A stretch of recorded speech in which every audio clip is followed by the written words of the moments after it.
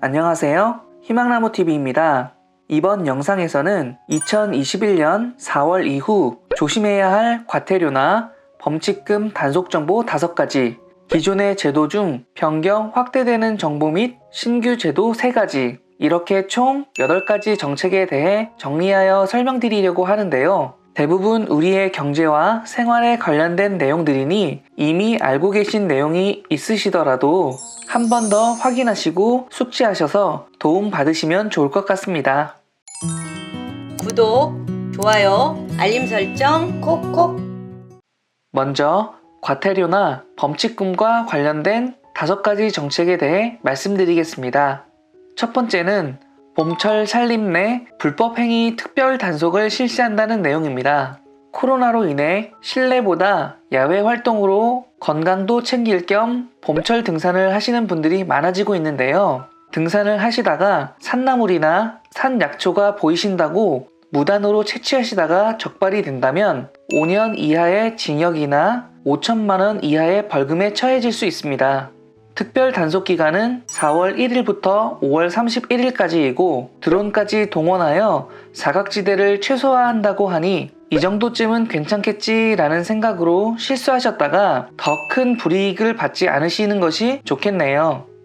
또한 산림에 오물이나 쓰레기를 버리거나 화기 등을 지니고 산에 들어가면 산림보호법에 따라 최대 100만 원 이하의 과태료가 부과된다는 점도 참고해 두세요.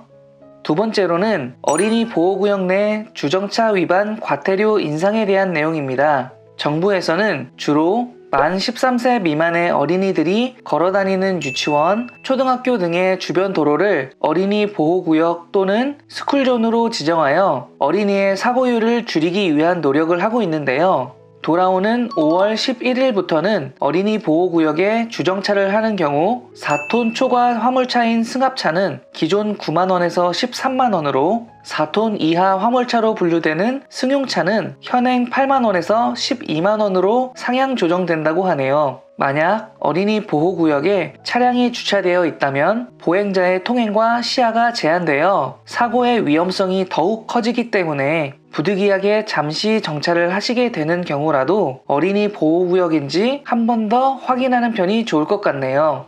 세 번째 정책은 국토교통부에서 4월부터 시범 운영하는 전월세 신고제입니다. 전월세 신고제는 임대계약을 진행하는 경우 당사자는 30일 안으로 시청이나 구청에 자신의 거래 내역을 신고하게 되는 제도인데요. 만약 전세, 월세 계약 내용을 기간 내에 신고하지 않을 경우 100만 원의 과태료를 내야 하고 전세 및 월세 계약 내용을 거짓으로 신고할 경우에는 500만 원의 과태료를 내야 한다고 하네요.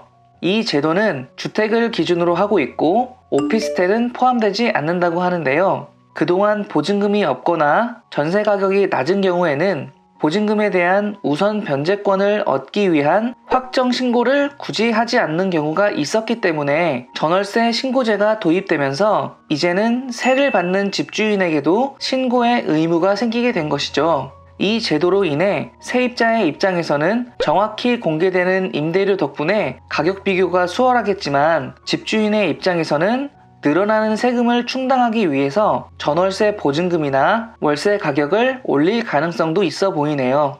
네 번째는 전동 킥보드와 같은 개인형 이동장치에 관련된 도로교통법 개정 내용입니다. 요즘 가까운 거리를 이동할 때 공유형 전동 킥보드를 이용하시는 분들 많이 계시죠? 이 전동 킥보드는 만 13세 이상이면 누구나 이용 가능했지만 돌아오는 5월 13일부터는 개정된 법에 의거하여 만 16세 이상부터 취득할 수 있는 제2종 원동기 장치 자전거 면허, 즉 원동기 면허 이상의 운전면허증 보유자만 운전이 가능해집니다. 만약 무면허로 운전을 하게 될 경우에는 20만 원 이하의 벌금을 내야 하고 만 13세 이하 어린이가 개인형 이동장치를 운전할 경우 보호자에게 20만 원 이하의 과태료가 부과될 수 있다고 하네요. 또한 운전자 주의 의무를 위반했을 때도 20만 원 이하의 범칙금을 내야 하는데요. 예를 들어 동승자와 탑승을 하거나 안전모 미착용 등의 상태로 운전을 하는 경우에 해당된다고 하네요. 뿐만 아니라 인명피해 사고 시 형사처벌 대상 혹은 특정 범죄 가중처벌 대상이 될 수 있으니 주의하셔야 할 것 같습니다. 다섯 번째는 일전에 말씀드렸던 안전속도 5030에 대한 내용입니다. 2019년 4월 도로교통법 시행규칙 개정에 따라 2년간의 유예기간을 거쳐 2021년 4월 17일부터 전국 도시지역의 일반도로 최대 속도를 시속 50km로 낮추고 어린이 보호구역은 30km로 확대 예정인데요. 시속 30km인 스쿨존에서 실수로 시속 50km로 주행할 경우 30km 기준에서 시속 20km 이상 속도를 냈기 때문에 범칙금 6만원에 벌점 15점까지 받게 될 수 있으니 조심하셔야 할 것 같습니다. 그 밖에 안전속도 5030에 대한 더 자세한 내용은 저희 희망나무TV 영상에서 참고해 보시면 좋겠네요. 지금부터는 기존의 제도 중 변경, 확대되는 정보와 신규로 시행되는 제도에 대한 설명인데요. 먼저 건강보험 적용 확대에 대한 내용을 설명드리겠습니다. 기존에는 4대 중증 질환에만 적용되었던 흉부 초음파 검사가 4월 1일부터는 의사의 의학적 판단에 따라 유방, 겨드랑이, 흉막 등의 질환이나 늑골 골절이 의심되는 경우에도 건강보험이 적용된다는 내용인데요. 흉부 초음파 검사에 건강보험이 적용되면 환자의 의료비 부담이 보험 적용 전의 평균 7만원에서 17만 6천원 수준이었지만 앞으로는 3만 1,400원에서 6만 2,600원 수준으로 경감된다고 하네요. 두 번째로 국민행복카드, 아이행복카드가 하나로 통합된다는 내용입니다. 기존 국민행복카드, 아이행복카드, 고운맘 카드 등으로 나뉘어 운영되었던 바우처 카드를 2021년 4월 1일부터 국민행복카드로 통합, 운영하겠다고 보건복지부에서 발표하였습니다. 기존에는 임신, 출산 시 국민행복카드를 발급받아 건강보험에서 지원하는 진료비 바우처를 사용하고 아이가 성장하면 아이행복카드를 새롭게 발급받아 보육료 또는 유아학비 바우처를 사용하는 불편함이 있었는데요. 앞으로는 국민행복카드 한 장만 발급받으면 17종의 바우처 사업을 계속 사용할 수 있게 되었네요. 국민행복카드는 네이버, 다음, 구글과 같은 검색 사이트에서 국민행복카드를 검색하신 뒤 해당 사이트에 접속하시면 나에게 맞는 바우처 사업을 확인하실 수 있으니 해당이 되시는 분들은 꼭 확인하시고 혜택 받으셨으면 좋겠네요.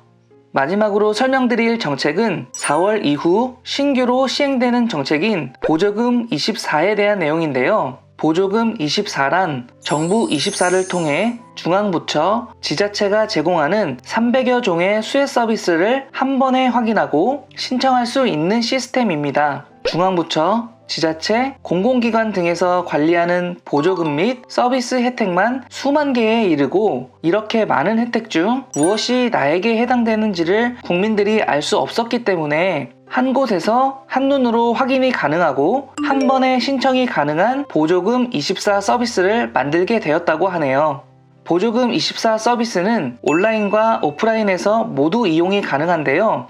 먼저 온라인은 정부24 홈페이지 혹은 정부24 앱을 로그인한 뒤 보조금 24를 클릭합니다. 최초 1회 서비스 이용 동의 체크를 하고 내가 받을 수 있는 정부 혜택을 확인한 다음 신청하시면 됩니다. 오프라인을 이용하고 싶으신 분들은 본인 신분증을 지참하여 주소지 읍면동 주민센터를 방문하여 보조금 24 신청서를 작성한 후 받을 수 있는 정부 혜택 목록을 수령하고 상세 내용을 확인한 후 신청하시면 됩니다.